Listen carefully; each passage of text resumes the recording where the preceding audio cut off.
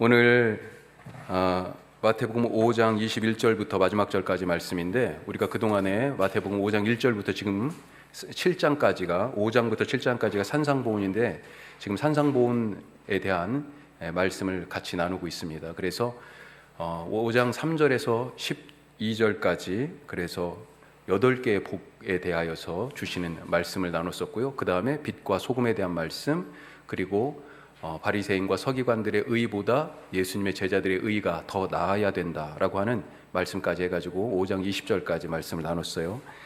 자, 그리고 오늘 말씀이 소위 말하는 반제, 안티테제라고 얘기할 수 있는 원래 주어진 어떤 명제, 그것과 반대되는 얘기를 예수님이 6개를 지금 하고 있는데, 율법에서 제시된 6개의 말씀을 특별히 그걸 끄집어내셔가지고 율법에서는 그렇게 말했지만 나는 이렇게 말한다라고 말씀하시면서 율법의 완성자, 새 언약의 창제자로서의 예수님의 위치와 권위를 드러내시며 말씀하는 것을 우리가 오늘 같이 나누려고 합니다. 그 전에 지금 5장 20절까지 이것이 5장 21절 오늘 우리가 읽고 나눌 이 말씀하고 동떨어진 게 아니고 같은 흐름으로 쭉 지금 오는 거예요.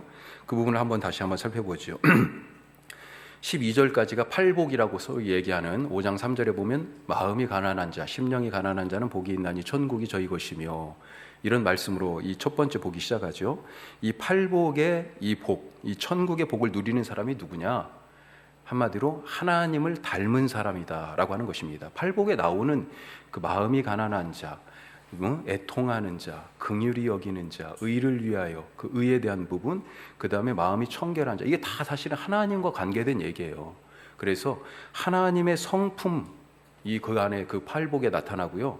그 다음에 또 한 가지 하나님이 하시는 일, 그 사역에 대한 그러니까 이 복받은 사람, 하나님을 닮은 사람은 하나님의 성품을 닮은 사람이고 하나님처럼 일하는 사람이다 라고 하는 것이 사실은 이 팔복 내용 안에 복받는 사람에게 대하여서 얘기할 때 그렇게 얘기할 수 있습니다.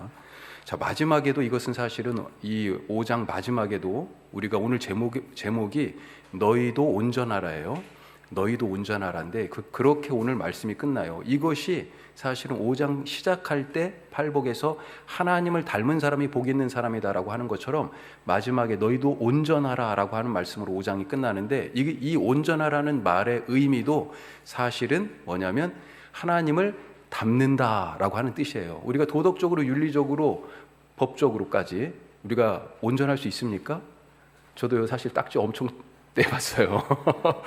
예, 요즘은 거의 스피드 티켓이나 아니면 신호위반 거의 이제 안 떼지만 운전하고 처음 얼마 안 돼가지고요, 너무 빨리 달려가지고 스피드 티켓이 많이 날아왔었어요. 법적으로도, 윤리적으로도, 도덕적으로도 그렇게 우리가 온전하지 않죠. 완전하지 않습니다. 여기서 완전하라라고 하는데 그것은 뭐냐? 우리가 할 수 없는데 하라는 게 아니고요, 다른 의미예요. 바로 하나님을 닮아라, 하나님처럼 살아라, 하나님의 성품을 가져라, 바로 그 얘기입니다. 자, 그렇게 이 팔복에 대하여서 하나님을 닮은 사람이다라고 말하면서 이 사람이 하나님 나라에 헌신하는데, 그 헌신하는 그 사람을 뭐라고 불렀어요? 5장 13절부터 16절까지 세상의 소금과 빛이다, 이렇게 부른 겁니다. 자, 이 소금이라는 빛이라는 정체성을 가진 이 사람이 그 정체성을 가지고, 그리고 세상 가운데에서 어떻게 하나님 나라 일꾼으로 헌신하며 살아요? 자기 소멸이라는 방법. 빛도 없어지잖아요. 소금도 없어지잖아요.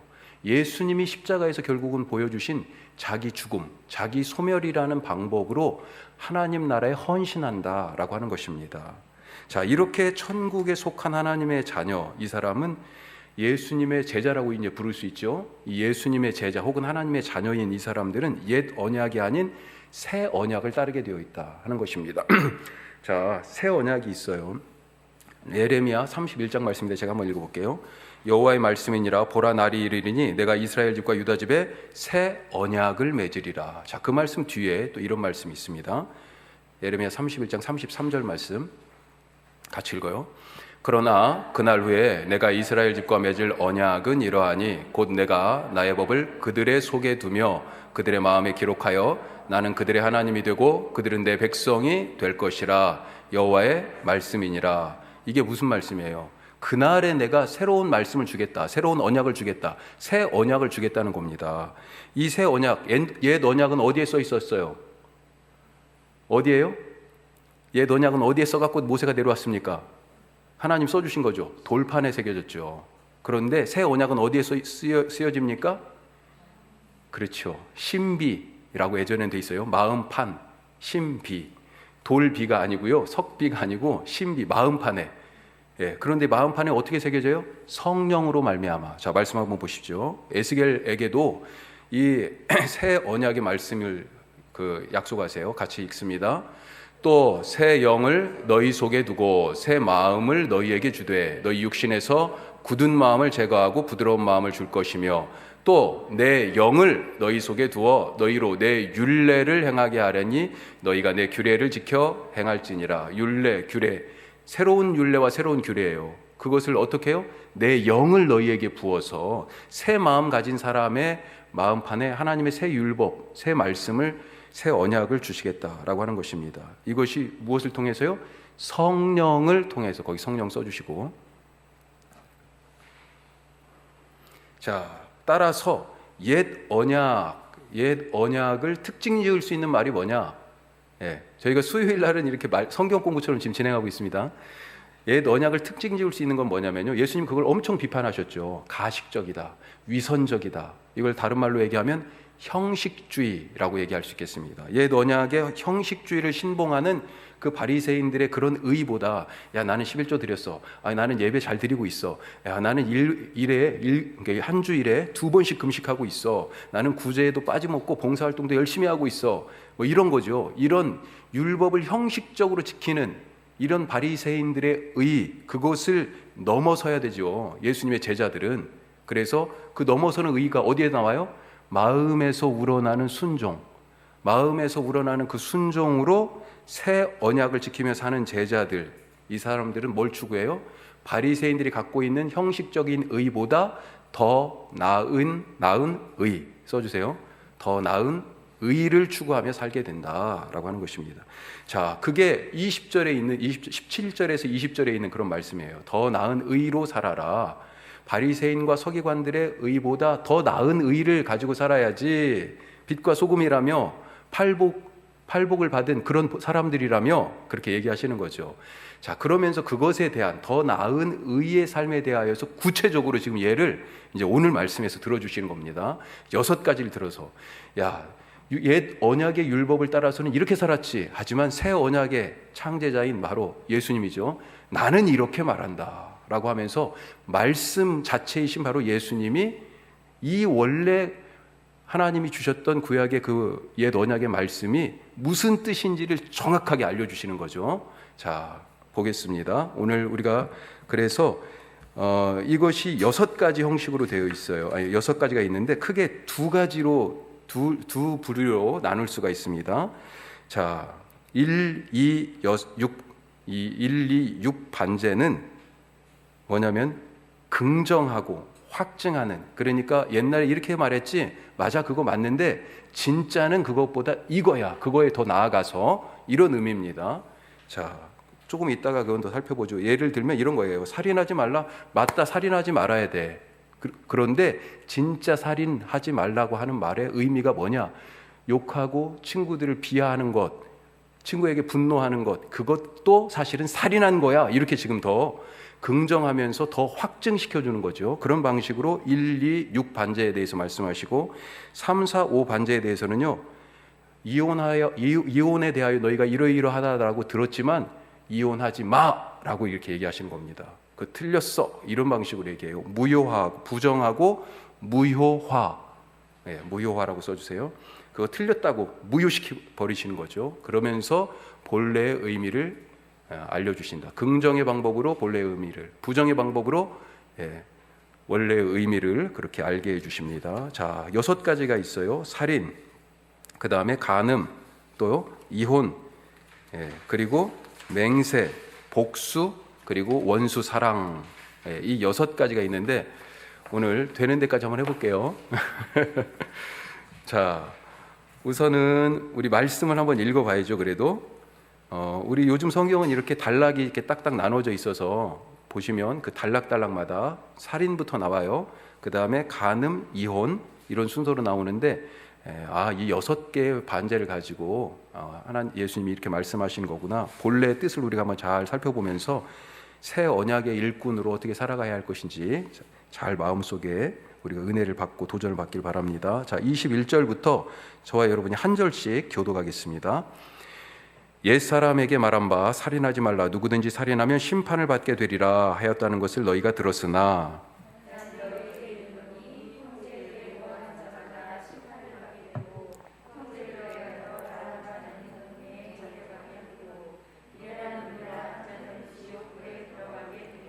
그러므로 예물을 제단에 드리려다가 거기서 내 형제에게 원망 들을 만한 일이 있는 것이 생각나거든.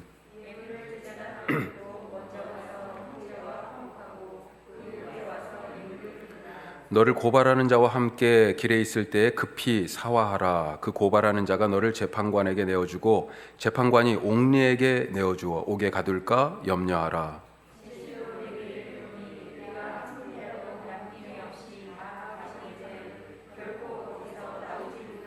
자, 이제 간음에 대한 것입니다. 또 간음하지 말라 하였다는 것을 너희가 들었으나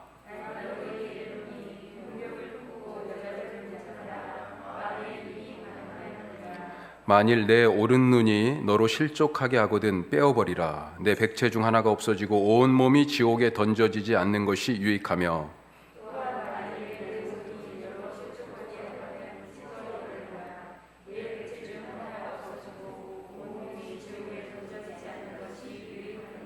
이혼에 대한 말씀입니다. 또 일러스되 누구든지 아내를 버리려거든 이혼 증서를 줄 것이라 하였으나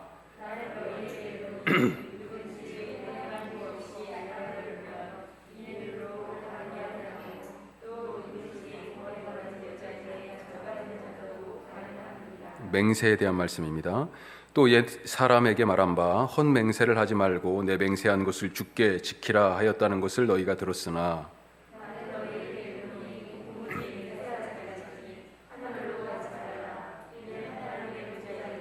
땅으로도 하지 말라 이는 하나님의 발등상이며 예루살렘으로도 하지 말라 이는 큰 임금의 성이며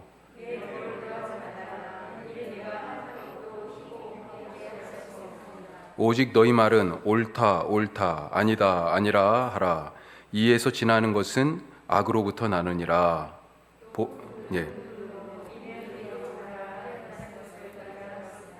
나는 너희에게 이르노니 악한 자를 대적하지 말라. 누구든지 내 오른편 뺨을 치거든 왼편도 돌려대며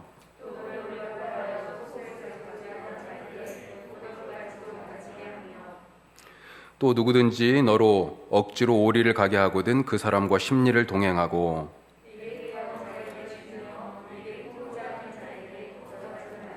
마지막 사랑에 대한 것입니다. 또 내 이웃을 사랑하고 내 원수를 미워하라 하였다는 것을 너희가 들었으나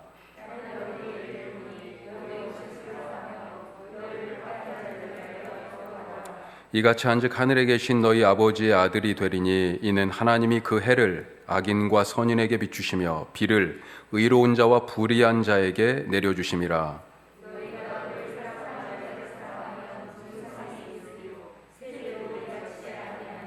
또 너희가 너희 형제에게만 무난하면 남보다 더하는 것이 무엇이냐? 이방인들도 이같이 아니하느냐? 그러므로 하늘에 계신 너희 아버지의 온전하심과 같이 너희도 온전하라. 아멘. 자, 온전하라는 뜻이 뭐라고요? 이거 다 지킬 수 있습니까? 사실 어려워요. 하지만 하나님을 닮아가는 것, 하나님의 성품을 담고 하나님이 하신 일을, 예수님이 하신 일을 이어서 하는 것, 그렇게 예수님에게까지 자라가는 것, 지금 그걸 주님이 요구하고 계신 것입니다. 자, 우리 좀 구체적으로 이제 살인에 대한 말씀부터 찾아보면요, 같이 나눠보면요. 그래서 원래 율법의 말씀을 원죄라고 거기다 표시했습니다. 그리고 거기에 대한 반대의 말씀을 예수님이 하시죠. 그걸 반죄라고 표현했고요. 자, 원죄 21절에 뭡니까? 맨 처음 살인하지 말라. 그렇죠. 방식이 어떻게 돼 있어요? 옛 사람에게 말한 바 이렇게 시작하죠. 그런데 22절에 나는 너희에게 이르노니 이게 조금씩 다 달라요. 어떤 건 비슷하기도 하고요. 그런 건 그냥 넘어가도록 하겠습니다. 율법에는 이렇게 되어 있지만 나는 이렇게 말한다. 자, 이런 방식이죠. 자, 율법에 살인하지 말라. 누구든지 살인하면 심판받게 된다. 어디에 나와 있어요? 십계명에 있죠. 십계명에 몇 계명이요? 6계명, 제 6계명. 자, 이 십계명이 성경에 두 번 나와 있습니다. 어딘지 아세요? 요즘 새벽에 출애굽기 말씀 나누고 있거든요. 출애굽기 20장 홍해를 건너고 나서 시내산에 도착해서 그때 십계명을 받는 장면이 있고요. 신명기 5장에 또 나옵니다. 신명기는 말 그대로가 무슨 뜻이냐면 두 번째 설교라는 뜻이에요. 신명기라는 뜻이. 예. 자, 그런데 모든 40년간의 광야 생활을 마치고 이제 다 가나안 땅에 들어가기 전에 요단강을 건너기 앞서서 모세가 죽기 전에 지금 새로운 세대들에게 광야에서 새로 태어난 세대 이들이 이제 가나안 땅에 들어가야 되잖아요. 이들에게 지난 날을 회상하면서 설교하는 거예요. 거기에 이 십계명 말씀이 다시 한번 들어갑니다. 그래서 신명기 5장과 출애굽기 20장에 같은 말씀이 있어요. 자, 십계명에서 그렇게 말씀하고 있어요. 분명히. 자, 그런데 예수님께서 뭐라고 얘기하세요? 22절 같이 다시 읽겠습니다.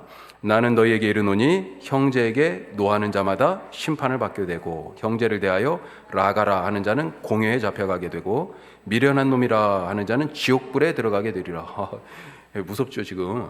예, 정말 엄격한 말씀입니다.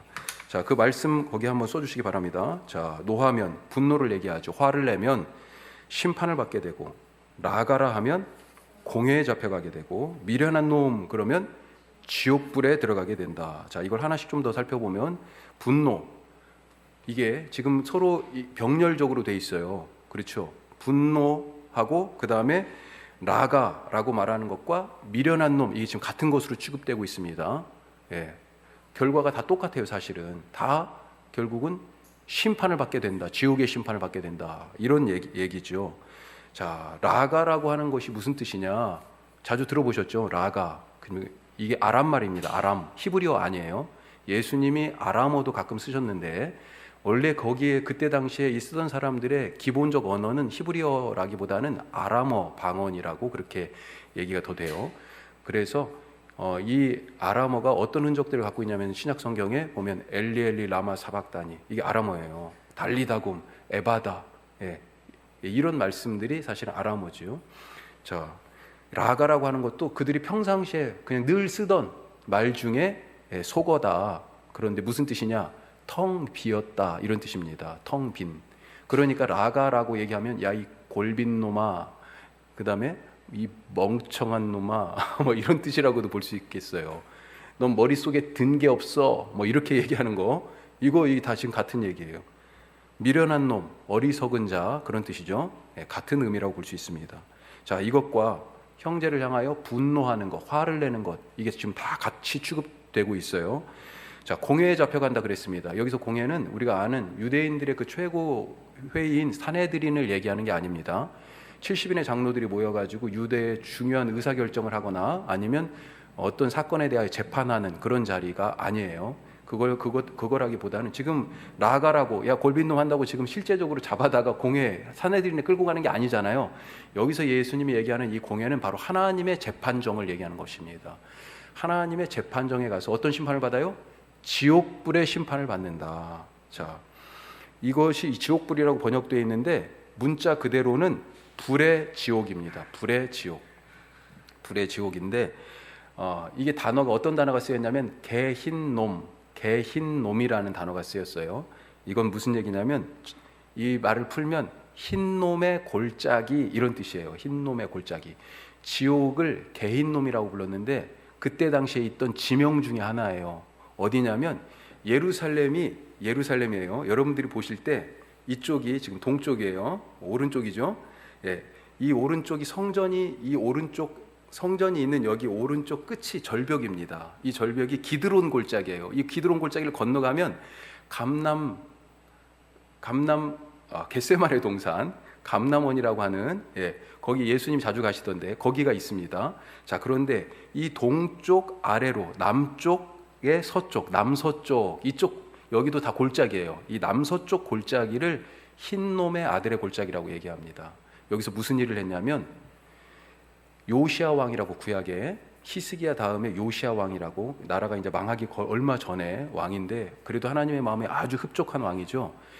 종교 개혁을 일으켰던 왕이에요. 예, 그래서 모든 불의한 것, 산당의 우상들, 그 다음에 하나님이 정말로 가증스럽게 여길 수 있는 것들을 다 청소를 했는데, 그 중에 하나 청소한 게 뭐냐면요, 이 흰놈의 아들의 골짜기, 이 흰놈의 골짜기에서 행해지던 행위를 갖다 철폐했어요. 무슨 일이 있었냐면, 거기서 몰록이라는 암몬 자손의 암몬 족속의 신을 섬겼는데, 그 신을 섬기는 방식이 뭐였냐면, 아들을 짐승처럼 제물로 잡아 죽이는 것입니다. 이스라엘의 희생자사는 짐승을 죽이는 거잖아요. 소나 양을. 특별히 맏아들을 죽여요. 맏아들을. 그러니까 이 흰놈의 아들의 골짜기는 그런 우상을 숭배할 뿐만 아니라 인신공양을 하던 그런 하나님이 가증하게 여기는 일이 행해지던 곳이었다는 거예요. 그걸 싹 청소했어요. 그런데 요시아의 종교개혁 이후에 그게 이제 없어지면서 그걸로 끝난 게 아니고, 거기가 나중에 주전 예수님 오시기 한 100년 전 그때쯤부터는 거기가 쓰레기 버리는 자리가 됐어요. 또 나그네들의 묘지. 그래서 쓰레기가 또 버리고 그러니까 계속 불을 피워. 그래서 거기서 연기가 계속 나는 거예요. 그러면서 지옥 하면 이제 흰놈의 골짜기 이렇게 얘기가 된 것입니다. 지옥을 불이 계속 타는 그런 부분으로 생각하게 된 그런 부분들이 이런 지명하고도 연관이 돼 있다. 자, 하여튼 원래 21절, 22절로 사실은 끝나요. 끝나는데 23절부터 예수님께서 조금 더 말씀을 덧붙이시죠. 자, 23절에 그러면서 예를 들지요. 그러므로 예물을 제단에 드리러 가다가 내 형제에게 원망 드릴 만한 일이 있다면, 이 부분에 대해서 어떻게 하라고 그러십니까? 24절에 그렇죠. 그것 잠깐 멈추고 예물을 두고 빨리 돌아가라고 얘기합니다. 자, 근데 지금 예수님이 이 말씀을 하시는 곳이 갈릴리예요. 갈릴리인데 이 사람이 예물을 드리러 어디로 가야 돼요? 예루살렘으로 가야 되는 거 아닙니까? 예물을 드리러 지금 가다가 그걸 두고 돌아와요? 갈릴리에서 예루살렘까지 한 열흘쯤 걸린다고 그래요. 그러니까 그 먼 길을 갔다가 사실은 목적을 달성하지 않고 다시 도중에 이런 일이 생각나거든 돌아오라고 지금 그렇게까지 말씀하시는 거예요. 좀 이걸 그대로 그냥 받아들이면 그 정도로 중요하다는 것입니다. 이 24절의 말씀은 뭘 얘기하는 겁니까? 23절, 24절은 예배 따로, 신앙 따로 국밥의 신앙을 지금 경고하시는 것입니다. 예배는 드린다고 하는데 그 예배가 형식으로 흐를 가능성에 대하여서 엄격하게 경고하고 계시는 거죠. 율법의 형식주의를 버리라라고 하는 말씀인데, 자, 이것은 살인이라는 구체적인 행동을 하지 않았기 때문에 계명을 어기지 않았습니다라고 하는 그 율법의 형식주의를 넘어서 마음이 문제야라고 하는 것을 지금 말하기 위하여서 이 예배 얘기를 하고 계시는 거예요. 사실은 예배가 포커스가 아니고 사실은. 자, 25절, 26절. 자, 그러면서 뭐라고 얘기하세요? 또 너를 고발하는 자와 함께, 같이 읽어봐요. 25절. 너를 고발하는 자와 함께 길에 있을 때 급히 사화하라. 그 고발하는 자가 너를 재판관에게 내어주고 재판관이 옥리에게 내어주어 옥에 가둘까 염려하라. 자, 그렇죠. 그러면서 네가 한 푼이라도 남김없이 다 갚을 때까지 옥에서 나올지 못할 것이다. 그런 얘기를 하죠. 여기 한 푼이라고 얘기하는 것은 우리식으로 얘기하면 10원짜리 하나도 다 남김없이 갚아야 돼, 그런 얘기입니다. 영어 번역은 라스트 페니 이렇게 돼 있습니다. 마지막 동전 1페니 하나까지도. 이게 원래 헬란 말은 고드란트라고 돼 있는 거예요. 고드란트. 예전 성경은 한 홀이라도 이렇게 번역했었는데 무슨 말인가 그랬죠. 그런데 고드란트라고 하는 제일 작은 동전의 단위를 지금 얘기하는 겁니다. 그것까지 다 갚아야 된다. 자, 이 23절에서 26절까지 말씀 뭐냐면 사실은 형식적으로는 앞에 지금 살인에 대한 얘기잖아요. 형식적으로는 살인했지만 살인을 안 했는데 실제는 욕설 혹은 분노 이것만 가지고도 이미 그는 마음에서 살인했다라고 그렇게 지금 말씀하시는 거잖아요. 똑같이 형식적으로는 나는 이 사람은 뭐예요? 가서 예배를 드린 거예요. 하지만 그 마음에는 이미 하나님께 드릴 만한 그런 마음이 없었다라고 하는 것입니다. 실제는 예배를 안 드렸다는 거예요. 살인에 대해서는 실제 살인은 형식적으로는 살인을 안 했지만 실제는 예수님이 넌 살인한 거나 마찬가지야 이렇게 얘기하시는 거고, 예배는 형식적으로 드렸는데 예수님이 뭐라고 그래요? 그런 것은 실제 예배 드린 게 아니야 라고 지금 말씀하시는 겁니다. 자, 핵심이 뭐예요?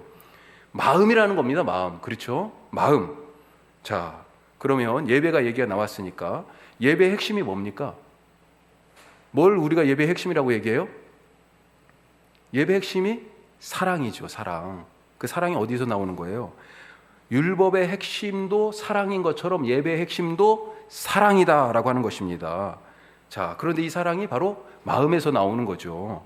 이 성경의 최초의 예배를 보면 이 마음에서 우러나오는 이 사랑이 없는 예배가 어떤 일을 벌이는지 아주 잘 얘기하고 있어요. 한번 찾아보죠. 창세기 4장. 너무 잘하는 말씀이죠. 창세기 4장. 성경에서 드린 첫 예배가 나와요. 여기 누가 드렸습니까? 가인과 아벨이 하나님께 예배드린 장면이죠. 제가 3절부터 읽어보겠습니다. 세월이 지난 후에 가인은 땅의 소산으로 제물을 삼아 여호와께 드렸고 아벨은 자기도 양의 첫 새끼와 그 기름으로 드렸더니 여호와께서 아벨과 그의 제물은 받으셨으나 5절 같이 읽어요. 가인과 그의 제물은 받지 아니하신지라 가인이 몹시 분하여 안색이 변하니. 자, 어떻게 됐어요? 이게 사랑이 없이 마음이 없이 드린 예배를 하나님 받지 않으셨잖아요. 그러니까 그 마음 없는 게 지금 즉각 표시가 나죠. 왜요? 분노합니다. 안색이 변해요. 그리고 나서 어떻게 됩니까? 하나님께 따지죠. 6절에 여호와께서 가인에게 말하니까 그것에 대하여서 아주 하나님께 지금 불만을 표시하고 있었죠.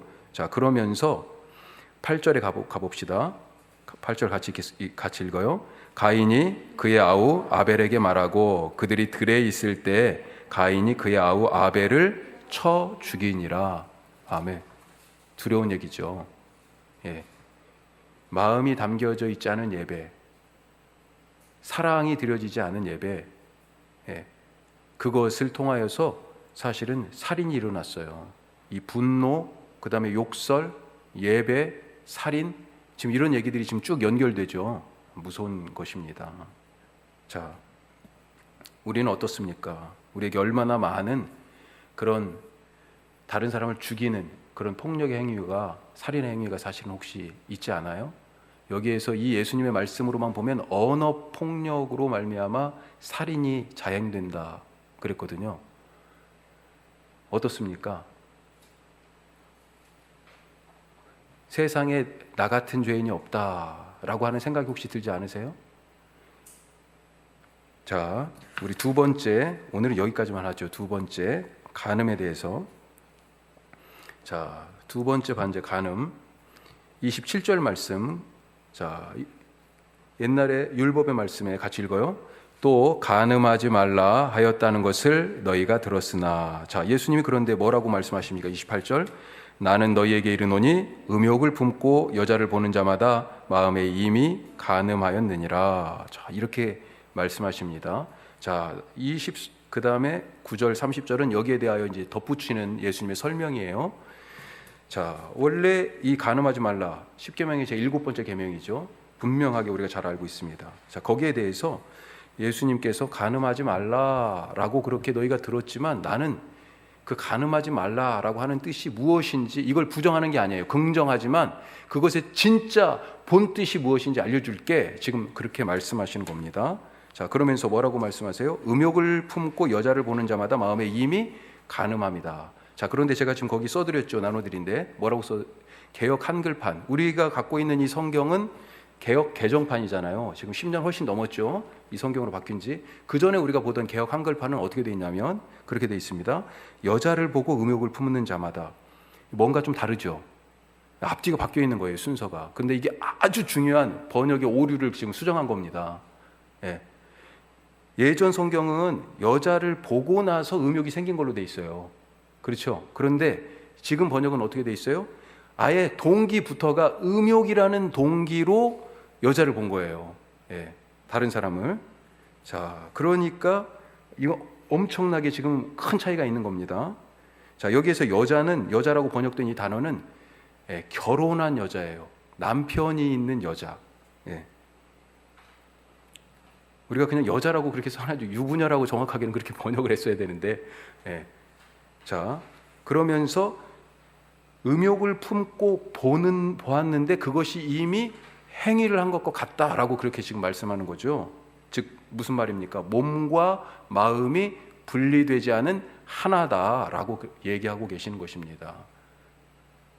이게 참 두려운 말씀이죠. 우리는 마음속에 다 감춰놓고 그냥 안 드러났으니까 괜찮다라고 생각하는데, 하나님은, 중심을 보시는 하나님은 그것을, 몸과 마음을 하나로 그렇게 파악하고 계시고요, 마음속에 있는 것이 이미 몸으로 행함이라고 그렇게 심판하고 계시는 거예요. 두려운 말씀입니다, 정말. 자, 그러면서 29절 30절은 뭘 말씀하세요? 그래서 너희 오른 눈이, 지금 음욕을 품고 봤잖아요. 그렇죠? 그래서 오른 눈이 실족하면 빼버리고, 오른 손이 또 실족하게 하면 찍어내버려라. 그렇게까지 말씀하고 있습니다. 이거 상당히, 이건 무슨 얘기예요? 진짜 눈을 빼내라는 얘기입니까?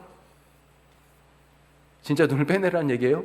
그럼 다 지금 우리 교회 다니는 남자들은 다 눈 없어야 돼. 그렇죠? 예? 예. 그만큼 엄격하고 철저해라 라고 하는 주님의 당부죠. 눈은 의도를 얘기합니다. 아까 음욕을 품고, 음욕이라는 의도를 가지고 쳐다본 거죠. 손은요, 행위와 관련이 있어요. 그렇죠? 손으로 뭔가 액션이 일어나잖아요. 그래서 의도를 가지고 쳐다보고 실제로 행했다, 이 두 가지를 지금 같이 얘기하고 있는 것입니다. 자, 그 범죄 행한 그것을 과감하게 단절해라, 찍어내버리고 빼내버려라 라고 그렇게 말씀하는데, 이 말씀이 마가복음에도 나와 있습니다. 마가복음 9장에 보면 여기에 발도 추가가 돼 있어요. 눈도 손도 발도. 자, 오늘은 이 정도까지만 하겠습니다. 좀 애매하게 끝난 것 같은데, 오늘 6개 반제 중에 2개 같이 나눴고요. 다음 주에 세 번째, 이혼에 대한 반제, 이건 간음하고 같이 연결이 돼 있어요. 사실은 같이 함께 하면서 우리 더 깊게 말씀을 또 나눠보도록 하겠습니다. 기도하겠습니다.